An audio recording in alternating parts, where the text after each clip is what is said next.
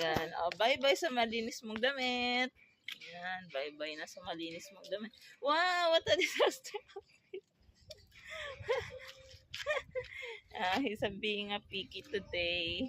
Ayan. Ginagawa niya na ang pagiging picky niya today. Minsan ayaw niya yan. Ngayon natitrip siya. Ayan. Bye-bye daw. He's being a piggy today. Tuwa siya, oh. Kaya mo na. Maligo ka pag uwi mo, ha? Tapos na. Tapos na ang pagsita. Pag dumi mo sa damit mo. Wala na, tapos na. Okay na? Tapos na? Oh.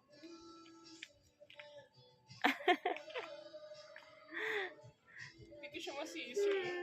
Namimiss niya kasi yung pool niya kasi doon may nakatambak eh. Kaya hindi siya makapag full time doon. Kaya nga alisin mo yung tambak doon para makapag full time siya.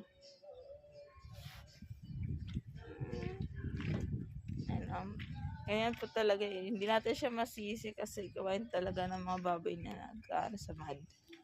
Pero bihira niya po yun gawin. Yan. Ngayon niya lang naman ulit ginawa yan. Ayaan mo na siya. Tabi kami yan ng may tricycle. Kaligayahan niya yan eh. Pero pag uwi mo ha, magpalinis ka ha. Magpalinis ka ng katawan mo. Okay? Ano yung kinakain mo dyan? Sige na, tapos ka na? Iyo, huwag doon. Ang daming sekto doon.